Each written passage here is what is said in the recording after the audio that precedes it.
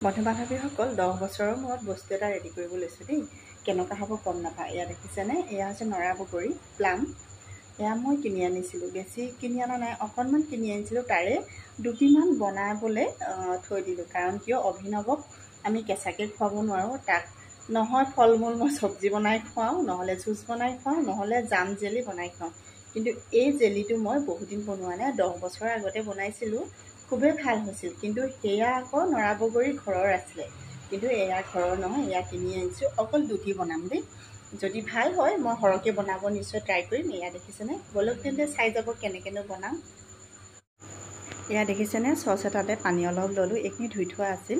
পানী অলপ লৈ এনেকৈ উতল আহিবলৈ দিলোঁ। উতল অহাৰ পাছত যিহেতু ইয়াৰ বাকলিখিনি এৰ খাই যাব, এৰ খাই যোৱাৰ পাছত মই এইখিনি ধুনীয়াকৈ কাটি টুকুৰা টুকুৰি কৰি তাৰ পাছত মই আকৌ এবাৰ এনেকৈ সিজাম। পানীখিনি পিছে পেলাই নিদিওঁ, কাৰণ কেলৈ, এই পানীখিনিতে আমাৰ ৰংটো ধুনীয়া হ'ব।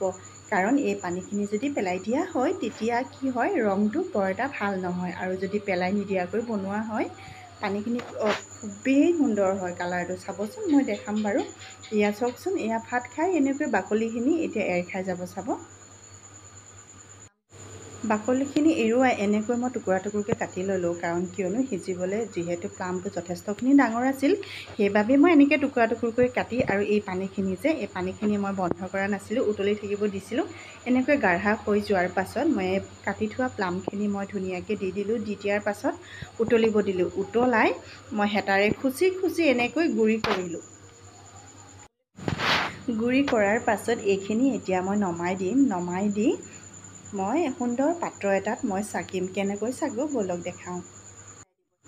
এনেকৈ বগা কাপোৰ এটা ল'ব। বগা কাপোৰটো লৈ এইখিনি সুন্দৰকৈ বাকি দিব। যোনখিনি মই প্লাম গুড়ি কৰি থৈছিলোঁ সেইখিনি বাকি দি সুন্দৰকৈ চেপিব। চাব, কাপোৰটো পিছে চফা হ'ব লাগিব। কাৰণ কিয়নো, আমাৰ পেটত যাব নহয় জানো, লেতেৰা হ'লে গোটেই লেতেৰা বস্তুখিনি আমাৰ পেটত সোমাব। সেইবাবে মই ব্যৱহাৰ নকৰা গামোচা এখন লৈ পিনে এনেকৈ চেকিলোঁ। চেকাৰ পাছত দেখিছেনে কি সুন্দৰকৈ পৰিছে গাঢ়া হৈ। এতিয়া সেই যিখিনি পানী এনেকৈ পৰিছে সেইখিনিহে বনাম। তাৰ চোবাখিনি মই পেলাই দিম। ডাঙৰ মানুহে খালে পিছে চোবাখিনি দি দিব পাৰি। কাৰণ কিয়নো, মোৰ যিহেতু অভিনৱে খাব, মোৰ বেটাটি, গম পাইছেনে, অকণমান যদি চোবা এটা যদি জিভাত লাগে, সি লগালগ অকলিয়াই পেলাই দিয়ে। সেইবাবে মই এনেকৈ চাকি লৈছোঁ। কাৰণ কিয়, তেতিয়া সি খাবলৈ খুব সোৱাদ পায়। চাকি এটাই কৰি মই এনেকৈ আকৌ উতল আহিব দিলোঁ। উতল অহাৰ পাছত মই মিঠা হ'ব পৰাকৈ মই চেনি দিলোঁ। চেনি দিয়াৰ পাছত এনেকৈ উতলাই হেতাৰে ধুনীয়াকৈ ঘূৰাই থাকিব লাগিব। তেতিয়াহে বস্তুটো গ্ৰেভিটো হ'ব। কাৰণ কিয়নো, জেলি টাইপ যদি নহয়, বেয়া লাগিব নহয় জানো। সেইবাবে মই জেলি টাইপ নোহোৱালৈকে মই এনেকৈ হেতাটো ঘূৰাই থাকিম।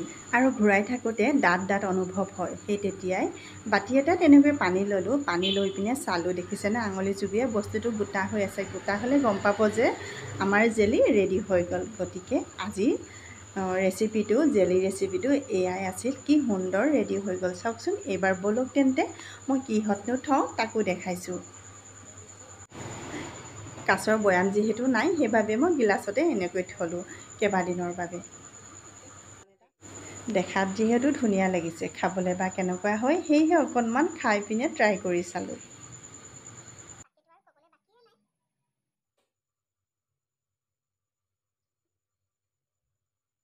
আৰু ব্ৰেড খোৱা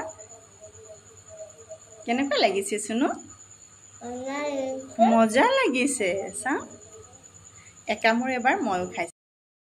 খুবেই সোৱাদ হৈছে। বন্ধু বান্ধৱীসকল, 10 বছৰৰ মূৰত বনায়ো যে ইমান সুন্দৰ হ'ব মই ভবাই নাছিলোঁ। আৰু এনেকৈ অভিনৱে খাই খুব ভাল পাইছে। মজা লাগিছেনে?